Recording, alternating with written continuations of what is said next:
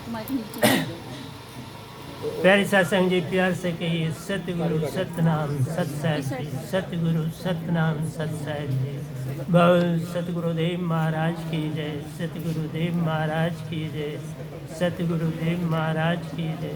आज के सत्संग के आनंद की जय, आज के सत्संग के आनंद की जय। तो प्यारी सत्संग जी, आपके समक्ष काफ़ी देर के बाद उपस्थित हुआ हूँ।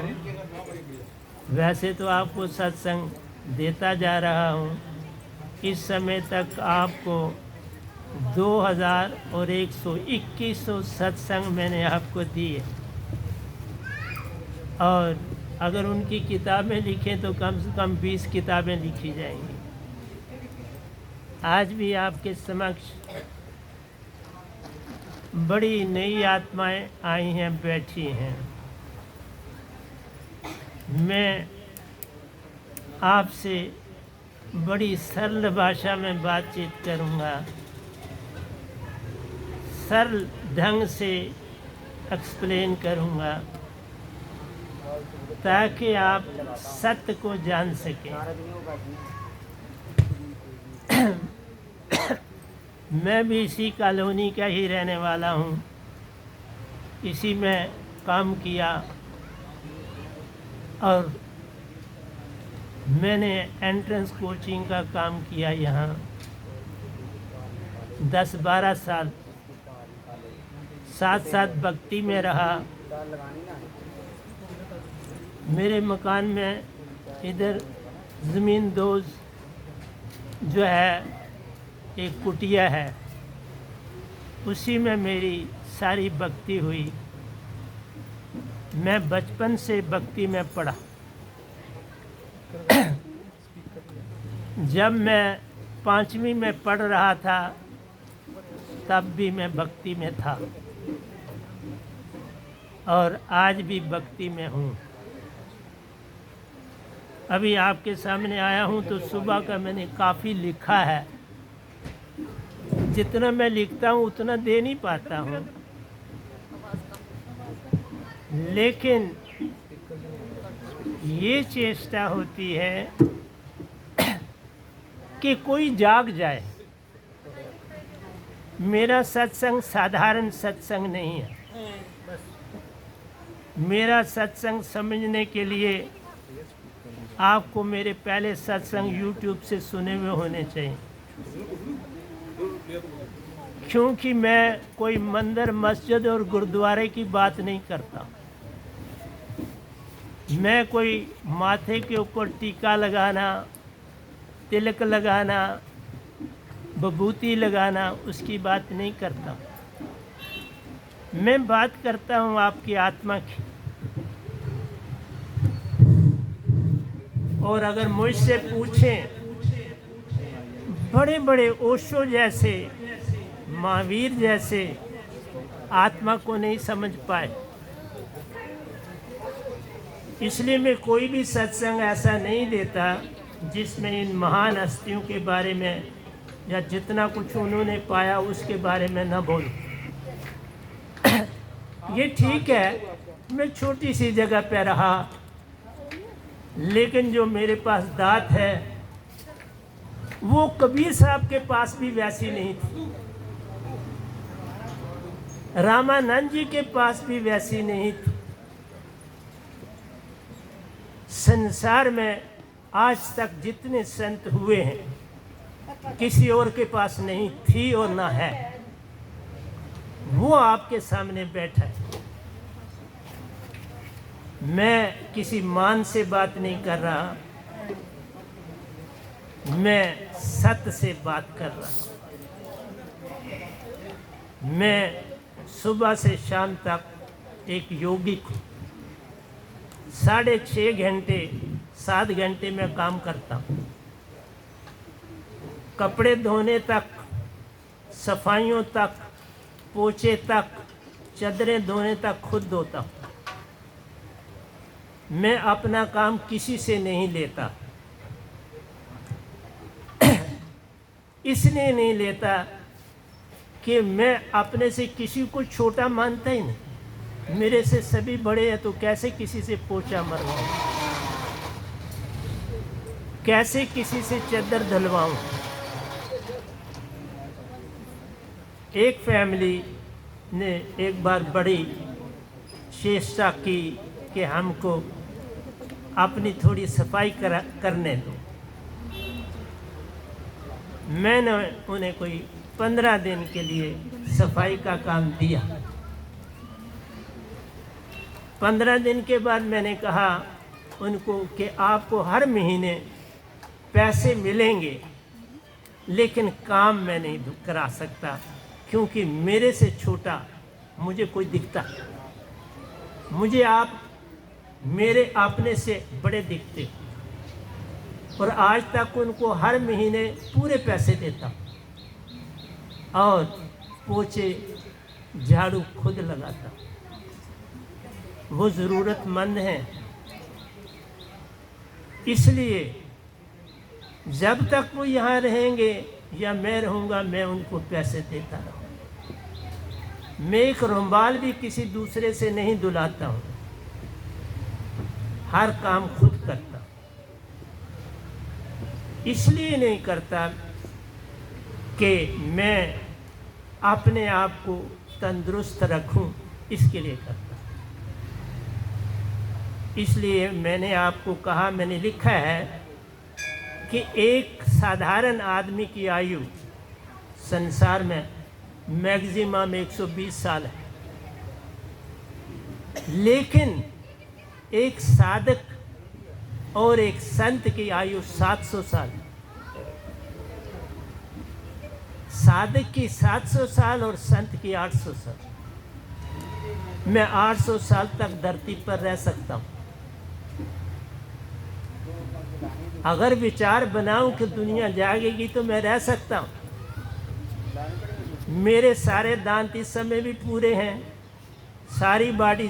मैंने कहा ना 5 घंटे तो मैं योगा करता हूँ, हाथों से खाली नहीं। मेरे पास एक बार मेरा स्टूडेंट आया जो मेरे से पढ़ के इंजीनियर बना और उसके बाद आर्मी में चला गया। उसने कहा हम तो अच्छी पीटी करते हैं, तो मैंने उसको अपनी एक राड दिखाई जिससे मैं योगा करता हूँ। मैंने कहा ज़रा इस राड को उठाओ, कितनी एक्सरसाइजें कर पाओगे। मैंने कहा इसे मैं 1.5 घंटा सिर्फ इस राड से एक्सरसाइज करता हूँ। मेरा आपसे कहना है, अगर आप तंदुरुस्त रहेंगे, खाना हिसाब का खाएंगे। मैं कभी ज़्यादा रोटी नहीं खाता, चाहे आपने कितनी स्वादी बनाई हो, चाहे कितनी खराब बनाई हो, एक जितनी रोटी खाऊंगा। मैं 2 चपातियाँ सुबह लेता हूँ छोटी सी, और 2 शाम को लेता हूँ। मेरा आपसे कहना है, अगर आप मुझको समझ जाएं, जान जाएं, तो ये समझना कि आपने सतपुरुष को जान लिया। मैंने अभी आपको बोला कि मैं कबीर साहब से भी आगे हूं, तो उदाहरण पहले वही देता हूं। इसलिए नहीं कह रहा कि मैं कोई मानी हो गया हूँ, इसलिए कह रहा हूं कि संसार नहीं जानता। जो मैं संसार में जानता हूं वो कोई भी पूरे ब्रह्मांड में कोई और नहीं जानता, क्योंकि मैं सबसे मिला हूं, सबसे मिलता हूं, इसलिए जानता हूं। पहली बात जो मैंने अभी आपको कही कि मैं कबीर साहब से भी आगे का संत संसार में आया। आओ उदाहरण देता हूं। मेरी पुस्तकों में अब आ चुका है सहस्त्र सार की यात्रा, ओंकार भगवान की, जिसकी आप सारी भक्ति करते हो, उसके लव को सहस्त्र सार 7वां चक्कर बोलते। मैं 7वें से 8वें चक्कर का संत हूँ। सहस्त्र सार में वही जा सकता है जिसने सतपुरुष, जहाँ से हमारी आत्मा आई है, उनको जानता हूँ। मैं उस प्यारे घर से गिनती से बायरा होके आया हूँ। गिनती से बायरा सतपुरुष से मिला, गिनती से बायरा ओंकार भगवान से मिला, गिनती से बायरा 3 देवताओं से मिला और गिनती से बायरा आदि शक्ति से मिला। मैं आपको उदाहरण दे रहा था और दे रहा हूं। शैव शास्त्र सार में आज तक जब से सृष्टि बनी है कोई नहीं गया।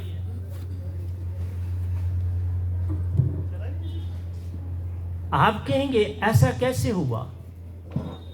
कबीर साहब तो बहुत प्यारे थे सतपुरुष के, लेकिन वो प्यारे ओंकार भगवान के ना हो पाए। जिसके नजदीक जाना है उससे प्यार होना चाहिए। अगर उससे प्यार नहीं है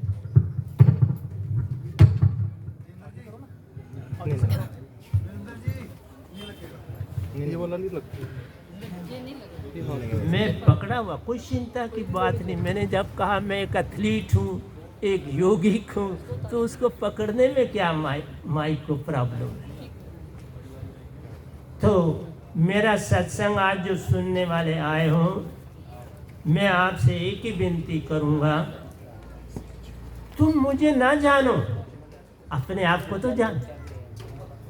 मेरे को जान के तो कुछ नहीं मिलने वाला, अपने आप को जान के बहुत कुछ मिलेगा।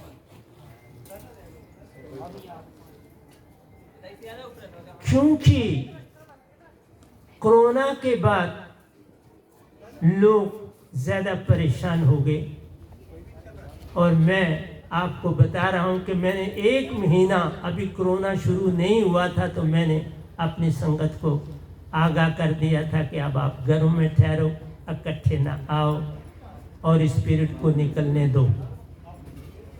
मैंने संगत को कहा था कि मुझे अगर कोरोना के बीच में भी छोड़ दिया जाएगा तो मुझे कुछ नहीं होगा, तो ऐसा मैंने किया। मैं कोई झूठ नहीं मार रहा। लेकिन एक चीज ये आपसे कहता हूं कि कबीर साहब ओंकार भगवान से झगड़ा ही करते रहे, क्योंकि उनको था मैं निजदान से आया हूं, मैं एक बड़ा संत हूं, मैं क्या मानता हूं ओंकार भगवान को। मैंने ऐसा नहीं किया। मैंने कहा कि अगर मैं एक पोछा मारने वाले को भी ये जानता हूँ, समझता हूँ कि वो मुझसे छोटा नहीं है, तो मैं पोछा कैसे मरवाऊँ इससे? पैसे तो मैं दे सकता हूँ, पोछा नहीं मरवा सकता। मेरी बड़ी बड़ी चदरें भी हैं। कई बार उस आश्रम में रहने वाले कहते हैं ये बड़ी चदरें तुम धलवा लिया करो। मैंने कहा क्यों, वो भी तो धोएगा, जिसने धोनी है, तो मैं क्यों नहीं धो सकता? और मैं धोता हूँ।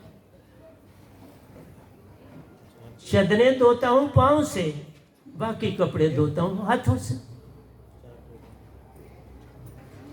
इसलिए मैंने आपको बताया कि कबीर साहब को कभी ओंकार भगवान ने अपने लोक में नहीं आने दिया, शैव शास्त्र सार में जाने नहीं दिया। और शैव शास्त्र सार में जो नहीं जाता उसको कोरा पत्थर इशू नहीं होता। इस गधे भाई को मैं अपने आप को गधा भाई बोलता हूं, क्योंकि मुझसे कोई छोटा नहीं, जो मर्जी सामान मेरे पे ला दो। तो प्यारी सत्संग जी, बड़ी कमाल की बातें हैं जो मेरे अजय जी लिख रहे हैं और मैं इनको धड़ाधड़ भेज रहा हूं। और मैं इनका बहुत बड़ा अब फैन हूं, समझ लीजिए। ये मेरे साधक हैं, लेकिन जिस लगन और मेहनत से इस पीरियड में ये मेरी किताबें लिख रहे हैं उसका पैरेलल कोई और नहीं हो सकता। ऐसे तो मैं इनको अपनी शुभकामनाएं भेजता रहूँगा, लेकिन आज समक्ष आया हूँ तो मैं इनका बड़ा आभारी हूँ, धन्यवाद करता हूँ। इनकी बेटी है जिनको मैं मीरा जी बोलता हूँ, भक्ति में बड़ी उन्नति करी है। तो मैं वापस जाता हूँ, शैव शास्त्र सार की बात करता हूँ।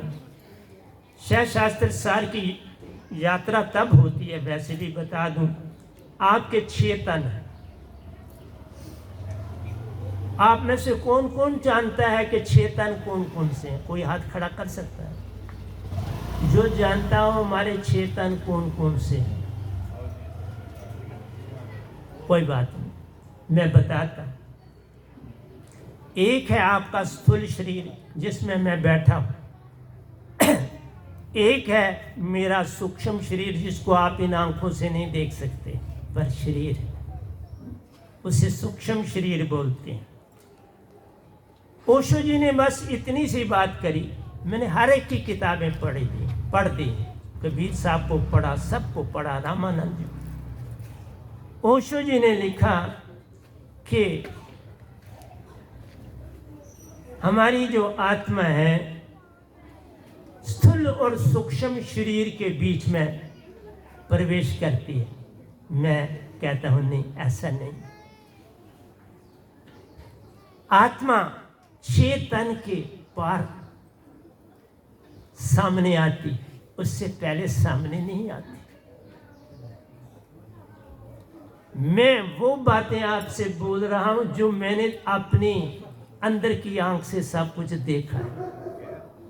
मैं वो संत हूं, देखा है, देखता हूं और देखता रहूंगा। और एक बात और बता दूं, मैंने ये शरीर तज सकता हूं, लेकिन अभी मैंने निजधाम नहीं जाना। मेरी ड्यूटी इस शरीर, मैं शरीर टू शरीर जा सकता हूं। अब मेरा जन्म नहीं है, मैंने शरीर से शरीर में नहीं आना, लेकिन बॉडी से बॉडी मैं डायरेक्ट जा सकता हूं। आप कहेंगे वो कैसे?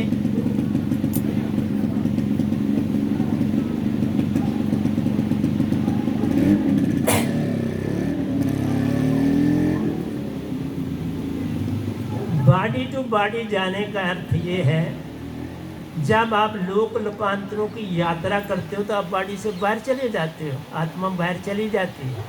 बैठो पूजा, आत्मा बॉडी से बाहर चली जाती है और उस लोकांतर की, उस देवलोक की यात्रा करके वो और किसी बॉडी में भी जा सकती है, अपनी बॉडी में भी आ सकती है।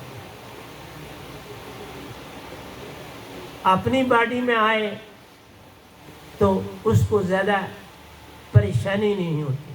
क्यों? कि जो कुछ उसने अपना किया होता है वो उस बॉडी को भी पता होता है और उसको भी पता होता है।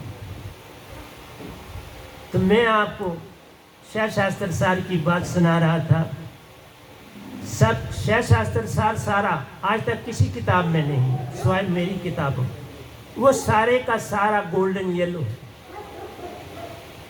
उसकी दीवारें सारी गोल्डन येलो कलर की, और उसकी परिक्रमा करने में आत्मा आधा घंटा लेती, और वो मैंने गिनती से बायरा करी। वो यात्राएं करने से क्या लाभ होता है? आप जब वो यात्राएं करते हैं तो आपकी आत्मा 99.9 चेतन हो जाती है। आपकी अपनी शुद्धि होती है। कोई भी जो शह शास्त्र सार की यात्रा नहीं करता निजधाम जा सकता है, लेकिन ड्यूटी नहीं लग सकती वैसी जैसी उसकी लगती है जिसने 99.9 आत्मा को चेतन कर लिया। फिर आप पूछेंगे 99.9 होती है तो 100 कब होती है? वो भी बताता। वैसे तो मेरी किताबें पढ़ोगे तो उसमें आ चुका है, अगर ये अजय जी ने लिख दिया मुझे नहीं पता। मैं आपको आज के सत्संग में वो चीज़ें दे के जाऊंगा। ये लिखा हुआ तो आगे किताबों में आ जाता है, इसकी चिंता नहीं मैं करता। लेकिन जो नई आत्माएं हैं जिन्होंने सिर्फ सुन लिया, भाई ये लेक्चरर था, यहाँ ट्यूशन करता था, पढ़ाता था, पर किसी ने कोशिश नहीं की कि मेरी वहाँ कुटिया देखो जिसमें मैं भक्ति करता था, जिसमें कोई खिड़की नहीं है, बस एक दरवाज़ा ही दरवाज़ा है। उसमें मैं रहा हूँ, उसी में सोया हूँ, उसी में काम किया, उसी में भक्ति की। कभी एक आदमी जो मुझे नहीं जानता था, हाथ खड़ा करो उस कुटिया का, कभी किसी ने देखा? बिल्कुल साथ है, यहाँ से दूर नहीं, 261 नंबर प्लाट। बात ये होती है कि सुनाने वाले की ज़रूरत पड़ती है। जब तक सुनाने वाला ही नहीं आपको सुनाता तो आप कैसे पता करते? लेकिन अंदर एक चीज़ है, वो सब काम कर देती। इसलिए कहा तुम 6 तन के मालिक हो, स्थूल, सूक्ष्म, तुरिया, तुरियातीत, ज्ञानदेही और विज्ञानदेही। किसी ने आज तक ये नहीं लिखा।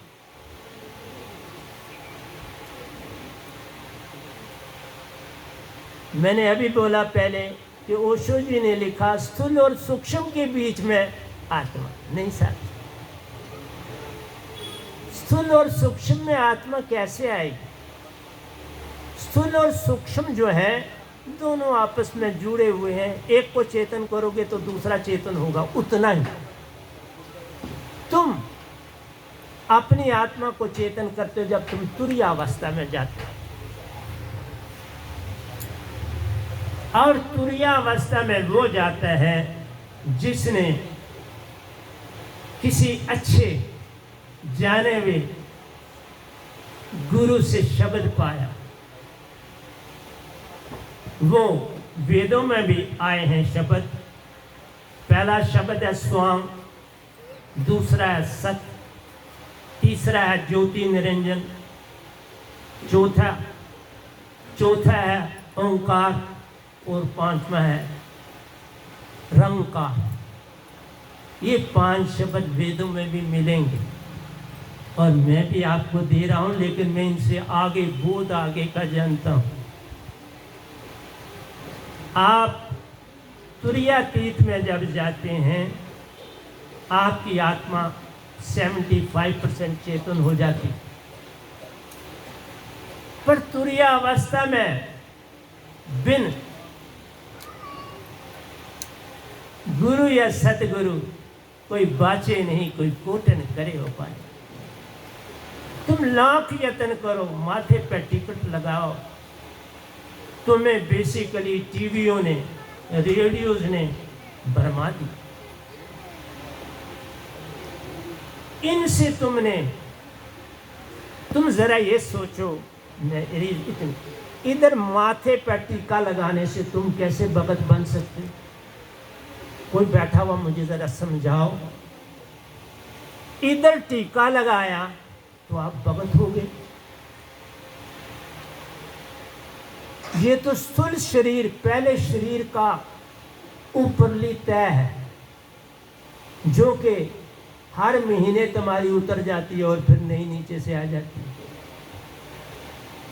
जिस तरह से सांप अपनी चमड़ी हर 3 महीने के बाद बदल देता है, तुम अपनी ऊपर वाली चमड़ी 1 महीने में बदल देते। एक आदमी मुझे बता दो खड़ा होके कि टीका लगाने से कहीं कानों पे लगाते हो, माथे पे लगाते हो, क्या क्या करते हो, इससे कोई भक्ति होती है? वस्त्र पहनने से कोई भक्ति नहीं, टीका लगाने से कोई भक्ति नहीं, मालाएं पहनने से कोई भक्ति नहीं। पहले तन से मुख से बोले सो मानस है, मुख से बोलना कोई भक्ति नहीं। और एक आदमी बताए यहाँ जो बैठा है, जो मेरा सादिक नहीं है, मुख के बिना कोई भक्ति करता है? जरा बता। लिखा है वेदों में, मुख से बोले सो मानस है, सुरती से बोले सो देव। ऐसा जन जो मिले उसकी करूं मैं से। मुझे ऐसा मिले तो मैं उसका दास बन जाता।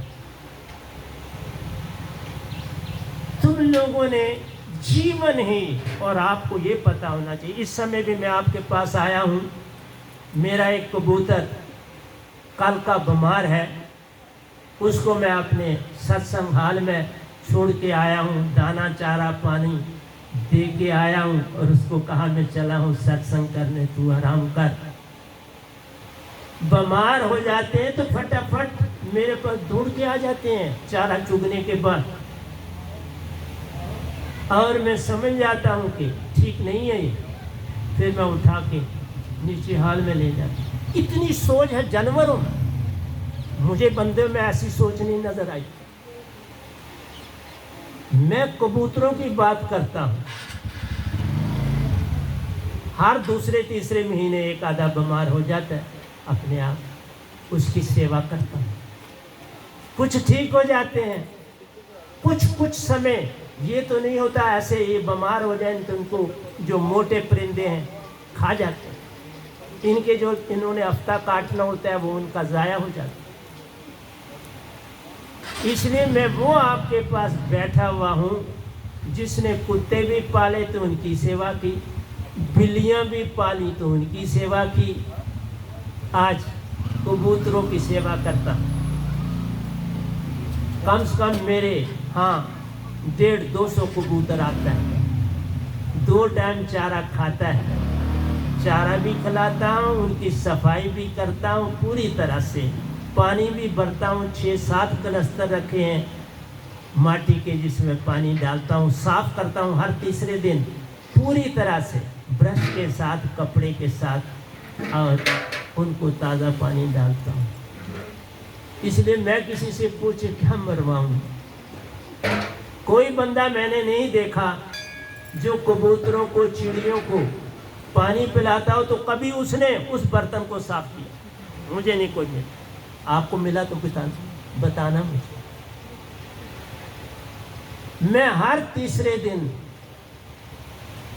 कपड़ा मेरे साथ होता है, ब्लेड मेरे साथ होता है, और ब्रश साथ होता है, उनसे सफाई करता हूँ उनके बर्तनों की, और साफ सुथरा करके 7 बर्तनों को फिर पानी डालता हूँ, उनके लिए ताज़ा पानी डालता हूँ। इसलिए इतना जान लेना कि ये रिहाड़ी में रहता था, बात नहीं करना। इससे क्या तुम्हें पता चलेगा? जरा इतना सोचो, मैं उस समय का ही नहीं, आज भी मेरे सामने स्टूडेंट बैठा, जरा खड़े हो जाओ। आप आकाश में पढ़ते हो ना, आप ये बताओ, सच बोलना, मेरे नोट्स ज़्यादा सुपीरियर हैं या आकाश के? बोलो, उनकी तरफ मुंह कर। मैं आज भी एजुकेशनिस्ट हूँ, इन बच्चों को, अपनी संगत के बच्चों को फ्री ऑफ कास्ट पढ़ाता हूँ, और इनके लिए भी काम प्रतिदिन करता हूँ। मानिए, आइए, आज किधर है?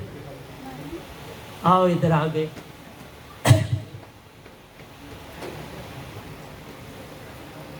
नहीं, खड़ी हो और मुंह उधर करो, मैं तुम्हारा तारीफ कराऊं। ये आप डॉक्टर साहबा है, इनको इसी साल MBBS की सीट मिली है, ये एलन में पढ़ी। आप बताना, मेरे नोट जो आपको पहुंचते थे वो सुपीरियर थे या एलन के? सच बोलना। क्या बोल रही है? मेरे नोट से आगे आज तक इस सृष्टि में कोई नोट नहीं बना सकता, मैं आज भी कहता हूं। मैंने अपना प्रोफेशन नहीं छोड़ा, पैसे छोड़े।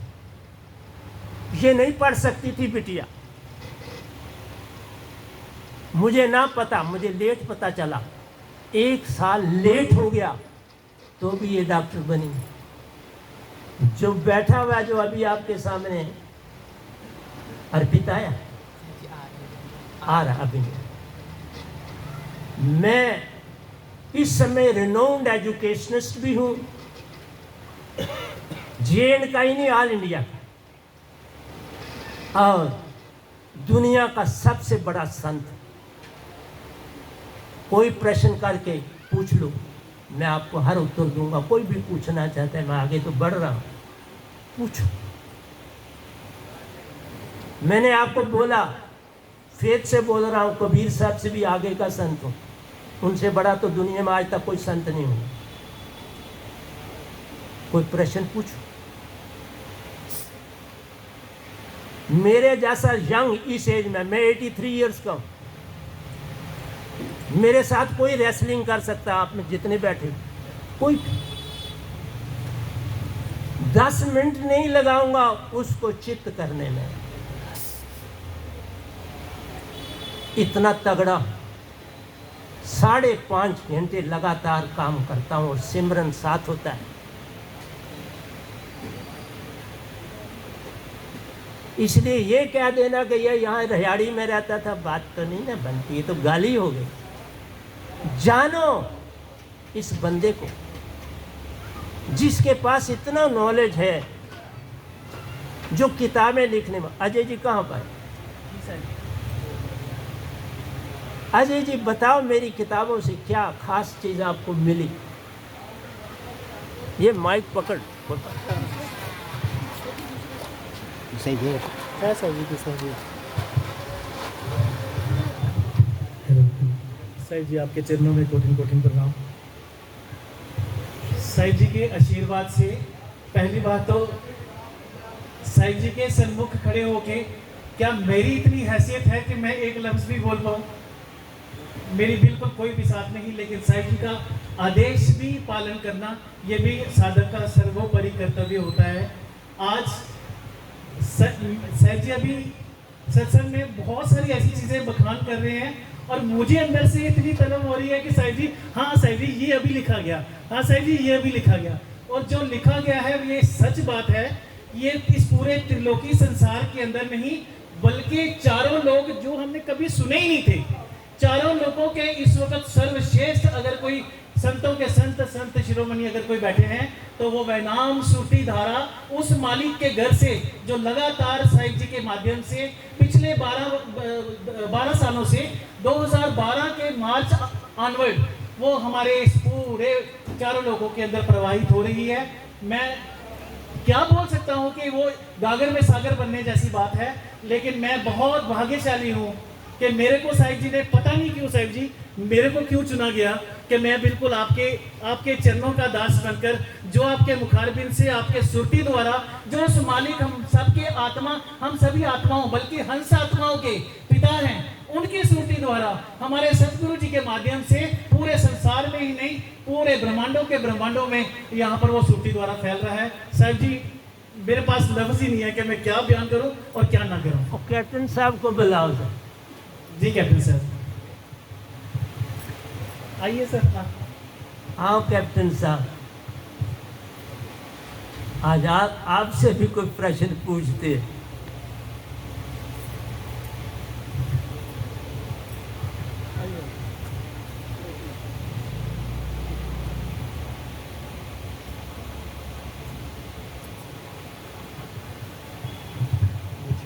कैप्टन साहब आपने, हाँ बैठो, अभी फिर बुलाऊंगा। आप इनको ये बताओ कि आपने मुझसे क्या पाया? सबसे पहले तो मृत्यु का डर खत्म हो गया। ये शरीर जो है वो सिर्फ हमारा एक चोला है, जो मृत्यु से डर लगता था वो समाप्त हो गया। और फिर एक जीवन पद्धति, किस तरह हमें रहना है, किस तरह हमें अपने आप को कंडक्ट करना है, उसका पता चला। और एक सीढ़ी से दूसरी सीढ़ी, ऊपरी सीढ़ी, इस तरह जो प्रोग्रेस है वो हो रही है। बैठे। अश्विनी जी आए हुए हैं, आइए सर।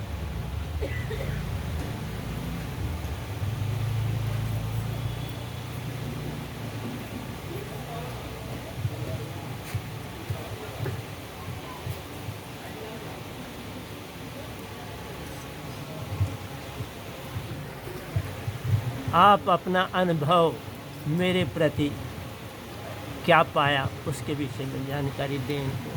साईं जी, सतगुरु सतनाम, सत्साई जी, सत्साई जी, सत्साई जी। मैं काफ़ी पिछले लगभग 2013 से मैं साहिब से जुड़ा हूँ, 2013 जनवरी से। पहले तो मैं साहिब जी को रूबरू देख के निरंकार दायर की भक्ति से उस परम पिता परमेश्वर को जानने की तरफ मुड़ा। इस तन मन से परे भी कोई संसार है, इस तरलोकी से परे भी कोई सत्ता है। आत्मा के मूल परमात्मा के बारे में पहली बार उस शाश्वत सत्य का ज्ञान हुआ। संसार में अनन्य भक्तियां हैं, मगर इस ज्ञान से सब वंचित हैं। ये अलौकिक अद्भुत और सत्य से भरपूर ज्ञान आज के वर्तमान में युग में देने वाले एकमात्र संत हमारे साहिब सतगुरु जी बैठे हैं। एक तो मैंने इस शरीर के प्रत्यक्ष होकर इनको उस साहिब सतगुरु जी के रूप में देखा। तो पिछले 1 साल से मैं सुरती से इनको अपने आसपास महसूस करता हूँ। एक अद्भुत घटना ये भी है कि मेरी बेटी का अभी नवजीवन की ओर कदम बढ़ा है, उसकी सगाई हुई है। वो रिश्ता भी साहिब जी की कृपा से वो हमारे घर चल के आए और स्वयं रिश्ता आ गया। मेरे जीवन में ऐसी ऐसी घटना होती हैं, वो सब साहिब जी की कृपा से। और मैं कुछ भी करने से पहले अपने अंतःकरण से सुरती से साहिब जी से प्रार्थना करता हूँ और ये मेरा मार्गदर्शन करते हैं। इसमें कोई शंका, कोई इसके साक्षी मेरी मैडम जी हैं।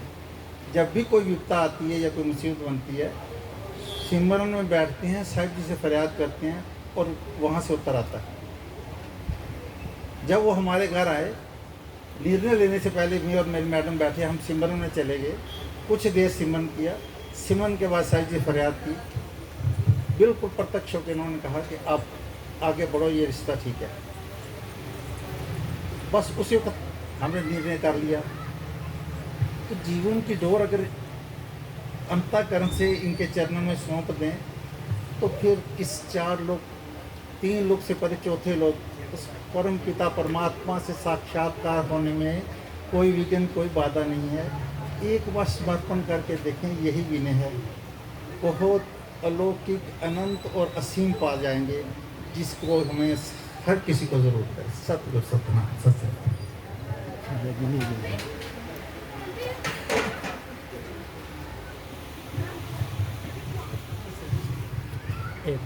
ये मैं तब बलवा रहा हूँ कि ये संगत के सबसे आगे चलने वालों में से हैं, आज्ञा का पालन करने वाले हैं।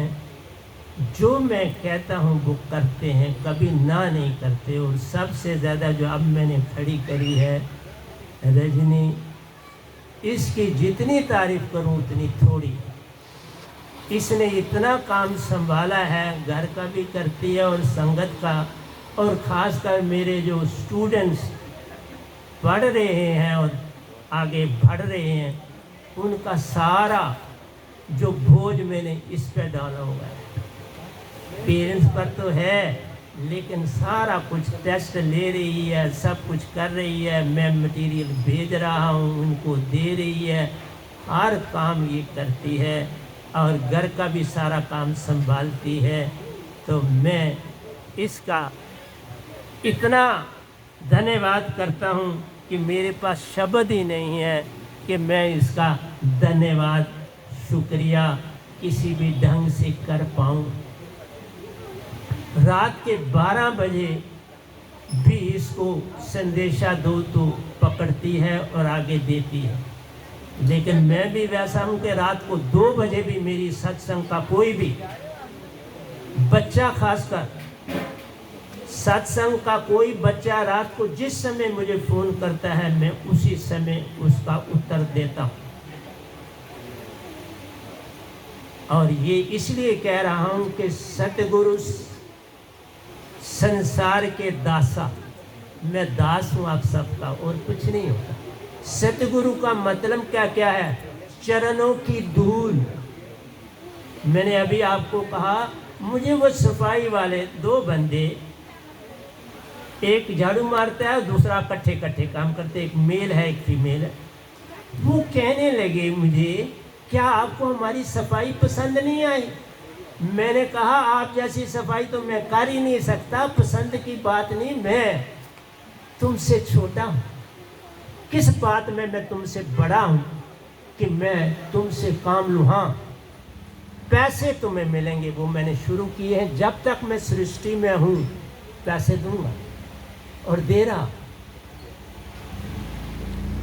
इसलिए आपको ये समझाता हूँ, आपके यहाँ कोई 2 छुट्टी मारता है, लेडीज की बात खास कर रहा हूँ, तुम उसके पैसे काट देते। कैसे तुम कैसा हृदय रखते हो? उसकी मजबूरी को कभी देखते हो? वो आपके पैसों पर रोजी रोटी चलाते हैं और आप पैसे काटते। एक बार मेरे एक संगत में किसी ने किया था तो मैंने उसको संदेशा भेजा था, जीवन में ऐसी गलती ना करना। अरे जिसको तुम्हें ज्यादा देने चाहिए तुम उसके पैसे काटते हो। बल्कि मैं जितने उस आश्रम में काम करते हैं, चाहे वो कोई काम करते हैं, हर एक को 200-200 रुपया देता हूँ महीने में, एडवांस देता हूँ। बाबा आए हो मेरे सत्संग में, कुछ करके जाना, कुछ लेके जाना, ऐसे ना जाना। तुम खुद रोटी ना खा लो उस दिन, तुम्हें तंगी है, लेकिन उनकी ज़रूरत पूरी कर। कभी वो पैसे तुमसे एडवांस मांगने आते, मैं आश्रम से भी 1-2 बार पूछा, जो वहाँ रहते हैं उनके भी इम्तिहान लेता हूँ चुपके से। मैंने उनसे पूछा कि कभी इनको कोई ज़रूरत पड़ जाए, बरसात का मौसम है, कोई चीज़ गिर गई, कुछ हो गया तो इनको ठीक करानी है, तो आप इनको कितने पैसे दे सकते हो? कहने लगे हम इनको डबल 2 महीनों के पैसे एडवांस दे सकते हैं। और देते। क्या यहाँ जो बैठे हुए हाथ खड़ा करेंगे ऐसा करोगे? जो मुझे पहले नहीं जानते थे वो हाथ खड़ा करो, क्या ऐसा करोगे इन फ्यूचर?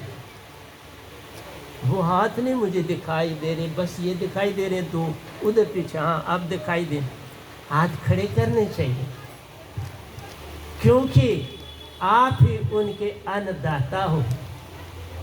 और अन्नदाता अगर हाथ पीछे खींच लिए तो वो कहाँ जाए? जिसके घर में वो काम करते हैं वो उन्हीं पर तो निर्भर होते हैं।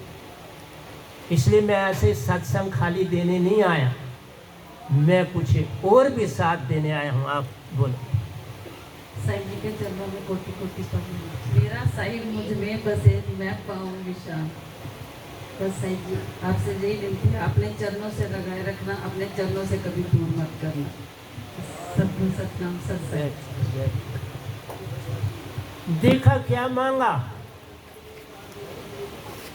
कितनी होशियार है, जरा देख लो। जिसने सतगुरु के चरणों को मांग लिया उसने सब कुछ ही मांग लिया। किसी ने मुझे एक बार प्रश्न किया, अर्जुन श्री कृष्ण के विराट रूप को देखकर डरे क्यों? आप में से कोई बताएगा क्यों डरे? फिर बताऊंगा मैंने क्या उत्तर दिया। कोई आप में देगा कि कृष्ण जी ने जब अपना विराट रूप दिखाया, क्योंकि बार बार वो प्रश्न करता था, बार बार, क्योंकि जब करण बाण मारता था तो अर्जुन का रथ 3 कदम पीछे जाता था, और जब अर्जुन बाण मारता था तो करण का रथ 21 पग पीछे जाता था। तो कृष्ण भगवान बार बार कहते थे, करण तो धन है, करण तो धन है, करण तो धन है। तो अर्जुन को अंदर से क्रोध उत्पन्न हो रहा था कि मैं बाण मारता हूं तो उसका रथ 21 कदम पीछे जाता है, ये मारता है तो मेरा तो रथ 3 कदम पीछे जाता है। तो भी कृष्ण भगवान उसकी गुण गा रहे। जब ये लड़ाई समाप्त हुई तो अर्जुन को बिठाया और बोले, अर्जुन तुम नहीं जानते तुम्हारे रथ पर कौन था। त्रैलोकी का मालिक बैठा था तेरे रथ पर, तो भी करण के बाण से ये 3 कदम पीछे जा रहा था। अगर मैं ना बैठा होता तो तुम्हारा रथ क्षीर सागर को भी पार कर जाता, तू कहीं दिखाई भी ना देता। इसलिए प्यारी सत्संग जी, कोई चीज़, मैंने कहा ना मैं इतना बड़ा एजुकेशन सब सब्जेक्ट्स का हूँ, एक फील्ड का नहीं हूँ। मैं फिजिक्स, केमिस्ट्री, बायो और मैथ चारों सब्जेक्ट का बेहतरीन बेस्ट गाइड हूँ। और रूहानियत का इतना ज़्यादा जिसका कोई परलन, उरला कंडा कोई नहीं जिसका परला पार नहीं। वो सागर हूँ जिसका उरला कंडा कोई नहीं जिसका परला पार नहीं।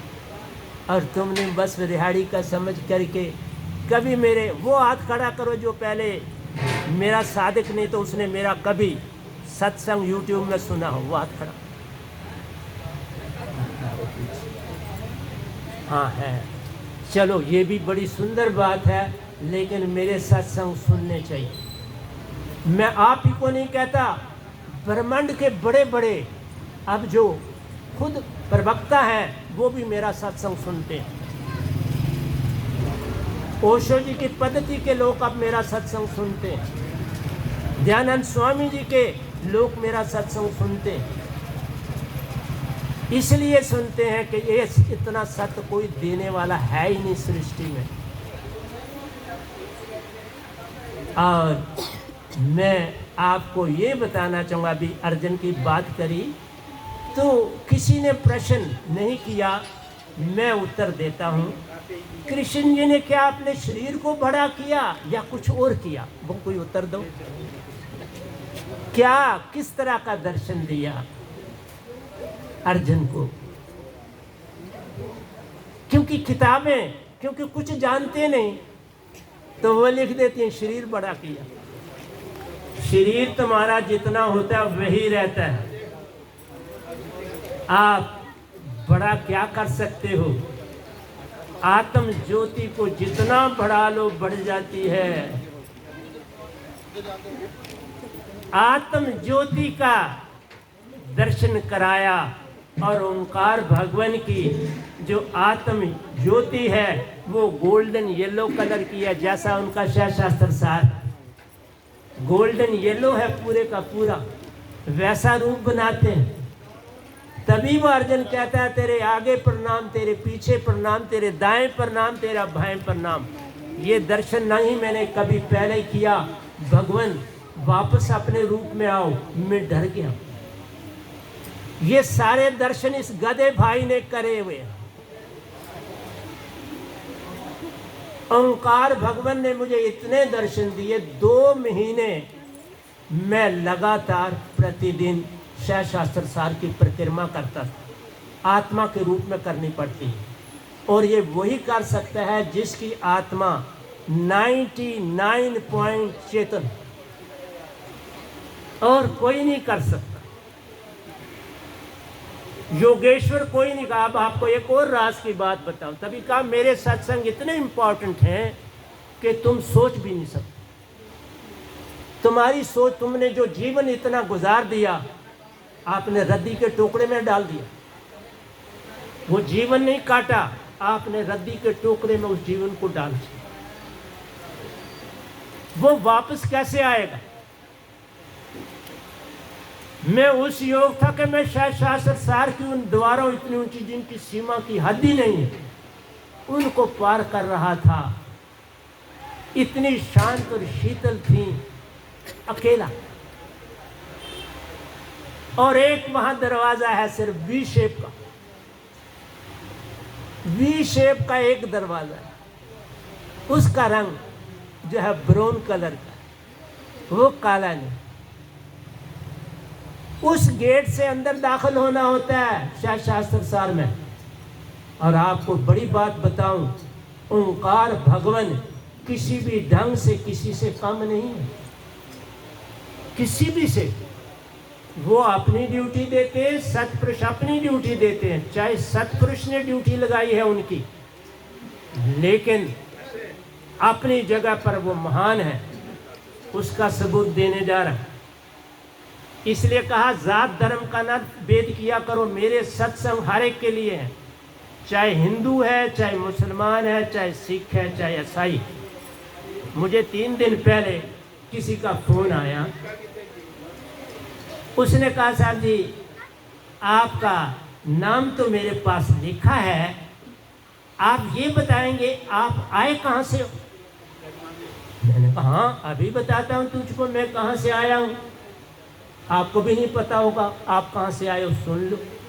मैंने कहा मैं अमरपुर से आया हूँ, उसका दूसरा नाम बेगमपुर है, उसका तीसरा नाम सतलोक है, उसका चौथा नाम अमरलोक है, उसका 5वां नाम साइबन लोक है, तुम्हें कौन सा चाहिए? डर गया। फिर मैंने कहा वो आत्मा का लोक है, आत्मा वहीं से आई है, तुम सबकी और मेरी। इस काल भगवान के हाथ में तुम्हारी आत्मा नहीं है। कोई शास्त्र वेद मेरी बातें नहीं करता।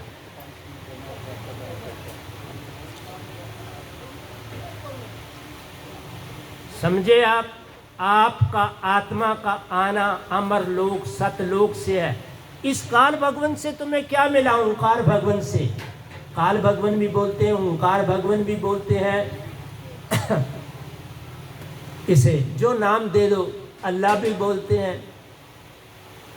तू नाम देने आपके हाथ में है, पर मैं सत्य बता रहा हूं। ये 2 चीजें तुम्हें देते हैं। इनके पास 2 चीजें सतपुरुष ने दी हैं, वर में दी। 2 चीजें तन और मन। तन और मन तुम्हें ओंकार भगवान से मिला है और तुम सारी भक्ति तन और मन की कर रहे।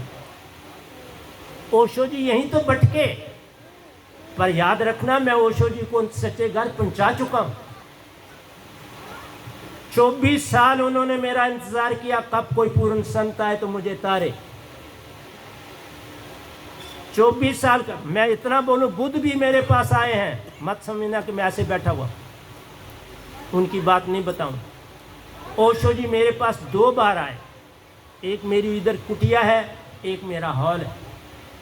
वो कुटिया में ही आए जहां मैं सोता था। एक बार आए, मैंने कोई खास ध्यान नहीं दिया, आपको सच बोलते आए, ठीक है। उनको सीढ़ियों से नीचे हाल दिखाया। ऐसे आते हैं जैसे वैसा वही रूप मेरे पास आती है दुनिया। बल्कि वो भी आते हैं जिन्होंने मुझे कभी बचपन में देखा, एज ए स्टूडेंट देखा। मेरे एक उस्ताद थे जो मेरे को 10th में पढ़ाते थे, Srinagar Shalimar higher secondary school में। यहाँ बीएड कॉलेज में जब बीएड करने गया तब भी वो वहाँ मौजूद थे। मैं उनका स्टूडेंट 2 बार बना। फिर मेरे इसी रिहाड़ी के मकान में वो मेरे मकान में भी रहे।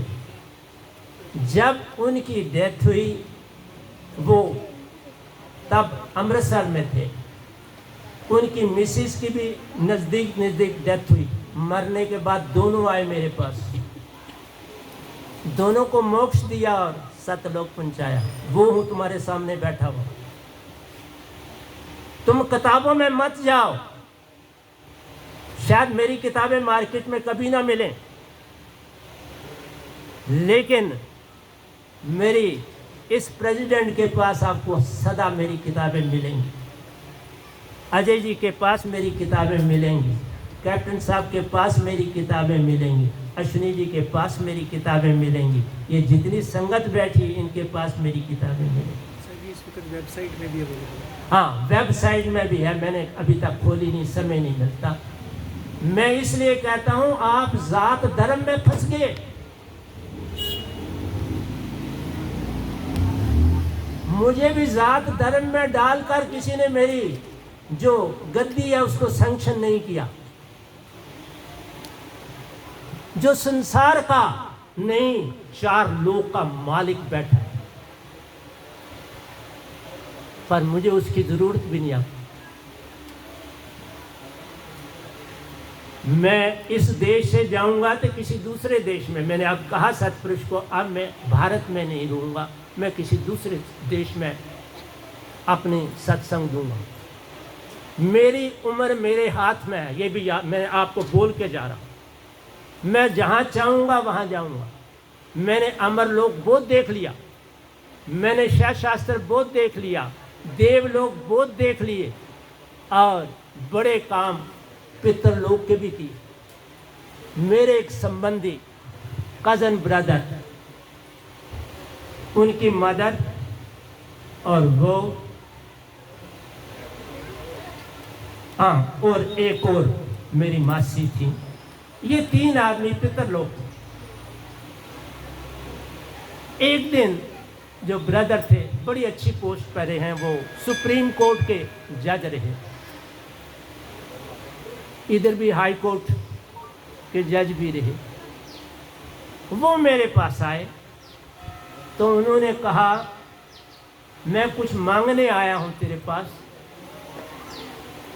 मुझे मिलेगा? मैंने कहा जो मांगोगे वही मिलेगा। वहाँ से आना चाहते हो अभी? क्योंकि अभी उस परिवार से 2 आदमी ने वहाँ और जाना। वो जब वहाँ चले जाएंगे सबको मैं निदाम पहुँचा दूंगा। वो बैठा है आपके सामने।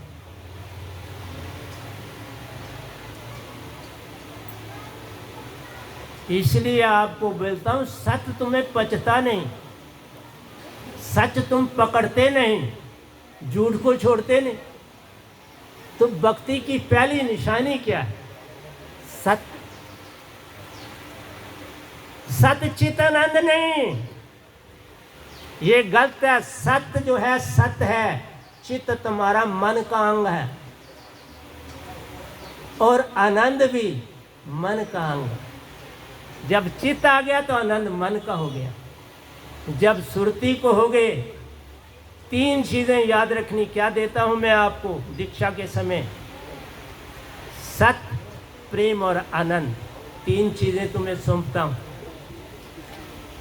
सत्य, प्रेम और आनंद देता हूं।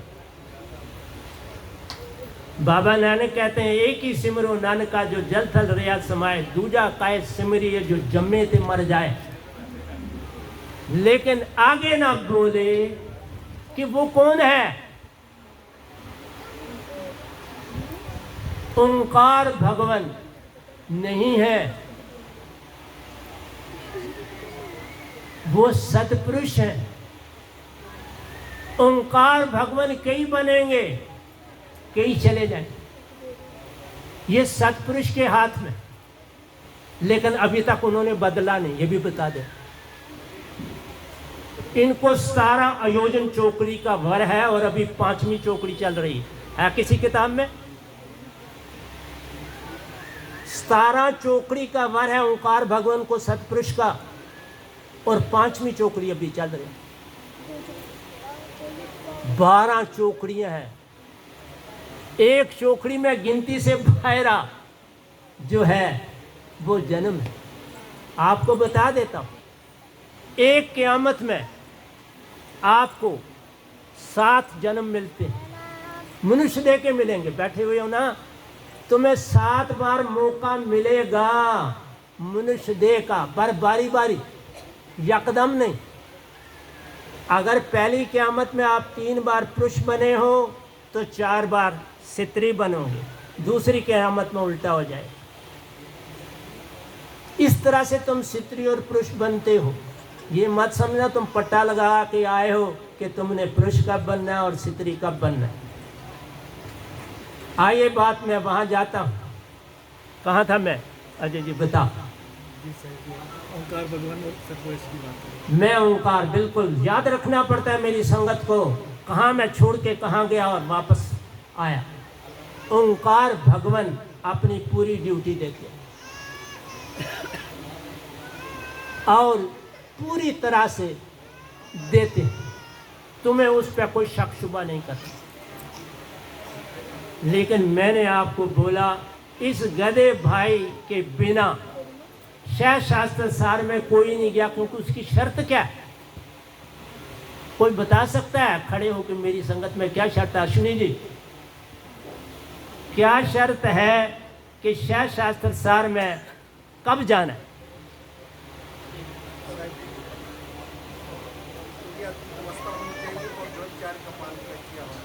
बैठ। देखिए, इन्होंने जो ये बात करी, मैं 25 साल से पूर्ण ब्रह्मचारी। पूर्ण उसको बोलते हैं जिसकी बॉडी से एक ड्रॉप भी कभी वीर्य का बाहर नहीं गया। एक तो वो कहता है ना, मैं विकार में नहीं जाता, मैं वो कह रहा हूं कि मेरी बॉडी से पिछले 25 साल से एक वीर्य का ड्रॉप बाहर नहीं गया। इसको ब्रह्मचर्य कहते हैं। ये अवस्था जब होगी तब सतपुरुष आपको दर्शन देंगे। दूसरा, सत्य, प्रेम और आनंद उसके हथियार हों, उसके हाथों की, गले की पूंजी सत्य, प्रेम और आनंद है, और मैं वही बांटता। मानिया जी को अभी खड़ा किया, फिर खड़ा करता हूँ। मानिया जी, कितना अरसा हुआ आप मेरे संपर्क में आए? 13 years. हाँ जी, 13 years. 13 ईयर्स। हाँ, मैं सच नहीं, आपने कब मुझे जाना? मैं आपको कब जान पाया? 2 साल. 2 साल। इसने मुझे 2 साल से जाना, कितना पाया? जब से जाना मैं उसका हो जाता हूं। जिस दिन तुम मुझे जानोगे मैं आपका हो गया गुलाम। साहिब जी, इस किताब में इनकी चर्चा हुई है, एक घटना हुई है जो नीचे हॉस्पिटल में, तो वो सुरती के आंखों के द्वारा इनको जो पहली बार ऐसी घटना हुई जो इनको ऊर्जा प्राप्त हुई। देखो, मैं आपको जो दुनिया बैठी हुई है वो इंसान हूं जिसे काली नहीं है। मैंने कहा मैंने मरना ही नहीं है। बॉडी बता के जाऊंगा कि मैं कहाँ जा रहा हूं। इस बॉडी जब जर्जर हो जाएगी तो छोड़ना है, दूसरी में चले जाना है, लेकिन डायरेक्ट बॉडी में, गर्म में नहीं आना। अब मैं गर्म में नहीं आ सकता, क्योंकि गर्म में ओंकार भगवान लाते हैं, सतपुरुष बॉडी टू बॉडी ले जाते हैं। देखा, अब मेरा गर्म में आना नहीं है। गर्म में वही आता है जिसके अंदर कोई ना कोई कमी है, कोई किसी। मुझे सिर्फ इस मानिया का बताया गया, उस बच्चे की माँ बाप एडमिशन किसी अच्छे इंस्टीट्यूशन में नहीं करा पाए, पैसों की कमी। मैंने एक दिन नहीं लगाया, उसी समय चेक काटा, और संगत से नहीं, अपनी पेंशन से। मत समझना मैं संगत का पैसा हाथ नहीं लगाता हूं, अपना पेंशन से खर्चा करता हूं, क्योंकि कल को कोई उंगली उठाने वाला आ सकता है। अपनी जो मेरी अपनी पेंशन है उसमें से मैं अपनी संगत की मदद करता हूं, ऐसे नहीं करता हूं। जब ये क्या हुआ था, जब राशन बांटा हमने कोरोना के पीरियड में, तकरीबन 66,000 का मैंने राशन बांटा, लेकिन अपनी पेंशन से। कोई संगत का नहीं कह सकता कि हमारी दुखी। क्यों जी रजनी, आप बता सकती हो मैंने कोई दुखी भी आपकी संगत की ली हो? नहीं सर जी, कभी नहीं। मैं कभी कोई काम ऐसा नहीं करता। इसलिए जब ओशो जी मेरे पास आए तो वो मुझे देख के ये परेशान होगी कि इतना यंग है, ये इतना स्मार्ट है। हाल में गए, मैंने उनके, वो लंबी टांगे थे उनकी, बेचारे समय पतले थे, मैंने उनकी टांगे दबाई और बड़े प्रेम पूर्वक उनको भेजा। जब मैं उसके बाद निजदाम जा रहा था तो वो सुन और महासुन के पास मेरा इंतजार कर रहे थे। देखा, इतनी शक्ति के मालिक थे। सुन और महासुन में बिल्कुल जहाँ महासुन शुरू होता है, महासुन में सिर्फ 3 हस्तियाँ इस धरती की गई, और वो भी मैं जानता हूँ 3 कौन सी गई।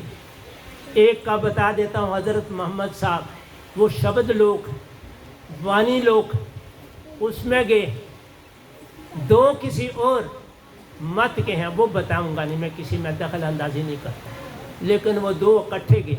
हज़रत मोहम्मद साहब बड़े सादा रह रहे हैं, उनकी कुटिया के 2 दरवाजे हैं, एक फ्रंट और एक बैक, और ऊपर से इस तरह है जिस तरह श्रीनगर के मकान होते हैं वैसे लकड़ी की दी हुई, और दूर दूर तक बहुत बड़ा बाग, एक साइज के दरख्त। आइए मैं फिर वापस आता हूँ, मुझे रोक लेना कब मुझे ख़त्म करना है। भी आधा घंटा है, हाँ 7:30 बजे तक है। देखो, अगर मेरे पास 1 लाख भी बंदा सत्संग सुनने आएगा, वो हिल नहीं पाएगा। देखो लिखा हुआ वहीं पड़ा है, ये कावे लिखता, और कावे भी इतने तगड़े लिखता हूँ जिसका कोई अंदाज नहीं। मैं बचपन में बाबा नानक का बड़ा मुरीद रहा हूँ, आज भी हूँ। नानक नाम जहाज है जो चढ़े से उतरे पास, उनके पास भी जहाज था पार उतारने का। लेकिन एक बात बताता हूँ, ध्यान से सुनना, जहाज जब वो बोल रहे थे तो वो ओंकार की तरफ देख रहे थे, ओंकार भगवान। लेकिन जब गए तो निजदाम गए, देखा आपने आप को छोटा बनाया, बड़ा नहीं बना। तुम कहोगे तब की बातें भी तुम अब जानते हो, हाँ जानता हूं। जब उन्होंने पपीहे की आवाज रात को 3 बजे सुनी, उसकी आवाज को सुन के रो पड़े और जोर जोर से रो रहे। माँ अपने कमरे से उठी, आवाज आ रही है कमरे से, ये तो मेरा बेटा रो रहा है।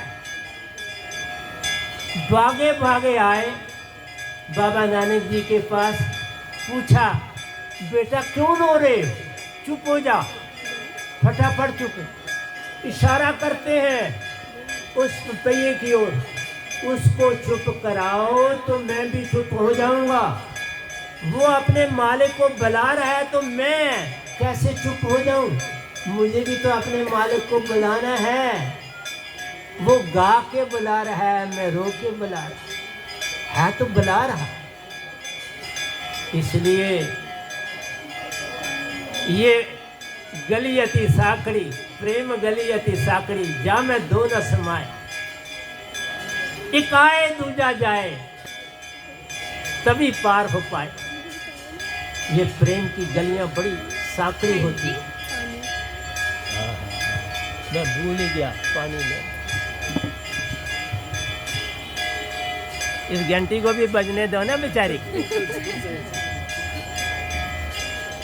पंडित जी को भी अपनी ड्यूटी देने दो बेचारों को। मैं पानी झूठा नहीं करता हूँ ना।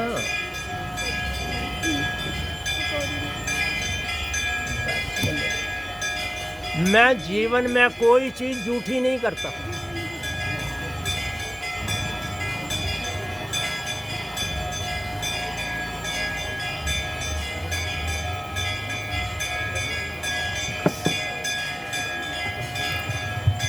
ये घंटियां बज जाए तो बोलता हूँ। बात चलेंगे आरती, इनको मैंने करनी है, हमें क्या फर्क पड़ता है, हम तो बोले। अच्छा ठीक है, फिर आपको फर्क नहीं पड़ता तो मुझे क्या फर्क पड़ता है। ये घंटियां बहुत सुनता रहा हूँ। तो बाबा नानक, आप अंदाजा लगाओ, सतपुरुष के उन्होंने 19 दोहे लिखे हैं।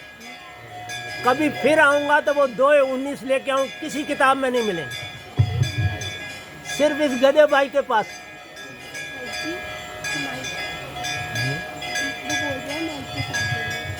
हाँ माइक के साथ बोला, देखो भूल जाता। तो प्यारी सत्संग जी, मैं क्या बोल रहा था अभी? क्या बोला मैंने? तो घंटियों की आवाज़ भी सुन देते हैं। जी आपने बोला बाबा नानक जी ने 19 को बाबा नानक जी के तो पीने की हाँ, मैं बात कर रहा था बाबा नानक जी ने 19 दोए लिखे हैं और वो मेरे पास है, ग्रंथ साहब में नहीं है, ये भी बता देता हूँ। मैंने कोई किताब नहीं छोड़ी जो नहीं पढ़ी, इसलिए वो दोए मैं इस तरह सुनाऊंगा, लिखित में नहीं लाऊंगा, अवगुण हो जाता। मैं किसी भी धर्म का पूरा मान करता हूँ, वो किसी किताब में नहीं आएंगे, लेकिन मैं उनकी व्याख्या आपको दूँ। दोया नहीं बोलूँगा, व्याख्या बोलूँगा। क्यों? मैं किसी की आत्मा को ठेस पहुंचाने के लिए दुनिया में नहीं आया। मैं सबको पूर्ण मान देते हुए अपना संदेश देना चाहता हूँ और दे रहा हूँ। 12 साल से आपको संदेश दे रहा हूँ और आप मुझे रिहाड़ी का कहने वाले, कभी तो मेरे पास आते। आपने कहा रिहाड़ी में रहने वाला कितना का आगे जा सकता है? अरे भाई, रिहाड़ी का हीरा हूँ। बाबा नानक जी भी उस गांव के हीरे थे। हीरा तो हीरा होता है, वो कहीं भी हो, उस हीरे की कीमत कम नहीं होता। फिर मैं कहता हूँ हीरा तो मोलू बिके, शब्दे मोल ना तोल, जो दात मेरे पास है उसकी कोई कीमत नहीं। हीरा तो फिर पैसे दोगे, खरीदोगे, मेरी दात मिलती ही प्रेम से है। ये प्रेम गली अति साकड़ी, जा मैं दो न समाए, इकाए दूजा जाए, सोई पार हो जाए। वही पार होता है जिसको मेरा शब्द मिलता है।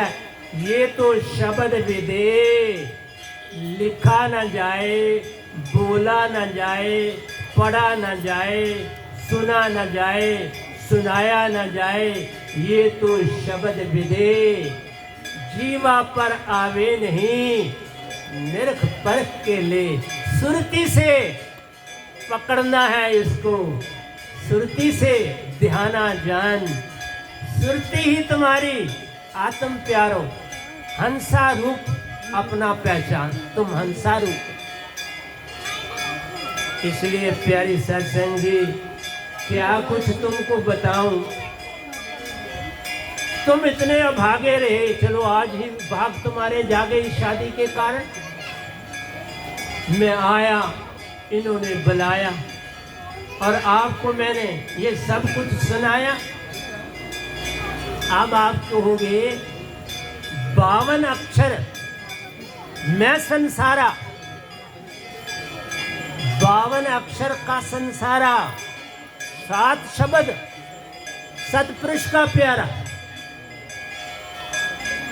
मेरे पास 7 शब्द हैं, 52 अक्षर ओंकार ने दिए, 7 शब्द और 7 शब्द सतपुरुष के दास के पास प्यारो।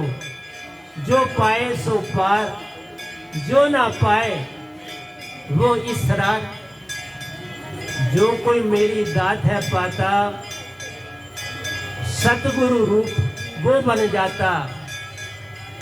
सतपुरुष को ध्यान लगावे, पल में अपने निज कर जावे।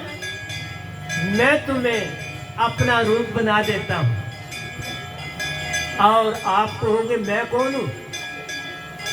अजय जी जरा बताओ मैं कौन हूँ? ये गदा बाई कौन है?